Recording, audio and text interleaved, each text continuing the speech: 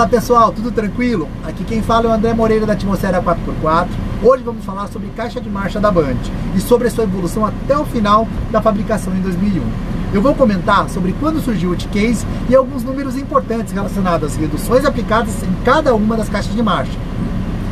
A 4 marchas seca, a 4 marchas sincronizada, mais T-Case, a 5 marchas sincronizada, mais o T-Case. As primeiras Band chegaram no Brasil no início dos anos 50, importadas e montadas pela Sociedade Comercial Alpagral Limitada. No início de 1958, a Toyota do Brasil assumiu a montagem de um padrão chamado CKD, para os Land Cruisers, nome pelo qual seus veículos Band eram conhecidos ao redor de todo o planeta. O que é o processo CKD?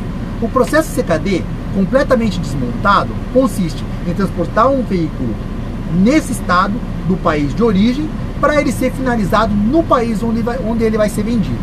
O termo CKD é caracterizado pelo baixo volume de produção, custo reduzido, pequenos investimentos, poucas variações na hora que está montando o veículo.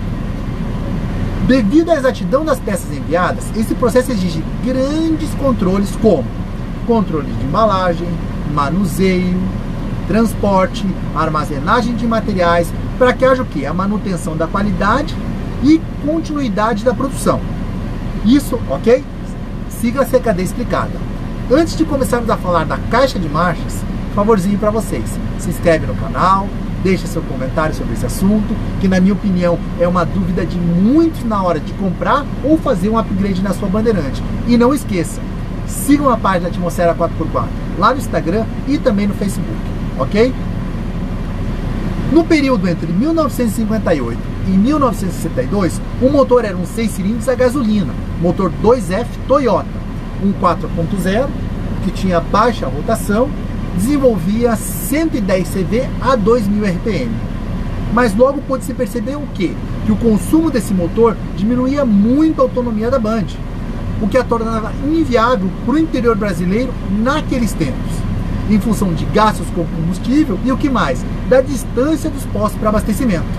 Esse motor foi substituído 3 anos depois pelo diesel Mercedes-Benz OM324. Em maio de 1962, já batizado como Bandeirante, passou a ser fabricado definitivamente no Brasil. História grande, né, pessoal? Toyota tem muita história. Das 4 marchas, em condições normais, só 3 eram utilizadas, sendo que apenas 2 eram sincronizadas. A terceira e a quarta. A primeira, curtíssima, com uma relação de 5,41 para 1, concedia à Band uma força bruta fora do comum, mas em contrapartida dificultava no momento de embalar o veículo em viagens, por exemplo. Até 1981, as caixas de marchas eram como primeira e segunda secas, não sincronizadas, terceira e quarta sincronizadas e não possuíam reduzida, apenas caixa de transferência. De forma a suprir essa falta, ela tinha um motor com grande torque, primeira bem reduzida, 5,5 para 1, o diferencial ficava centralizado no eixo traseiro do carro. O câmbio foi alterado em maio de 1981 para um câmbio de 4 marchas reais. A primeira marcha, embora curta, era usada para colocar a Band em movimento, pois a segunda estava mais longa. E uma caixa de transferência com 2 velocidades, uma do Jeep, ampliou muito a capacidade do off-road da Bandeirante. O Bandeirante passava até agora 4 marchas reais e mais 4 reduzidas, alteração que já havia sido feita nos Land Cruiser japoneses em 1974. Olha quanto tempo passou. Com uma segunda mais longa, a primeira passou a ser incorporada no uso urbano da Bandeirante. Em 1982 em diante, passaram a contar com câmbio de 4 marchas, todas sincronizadas, mais reduzida T-Case.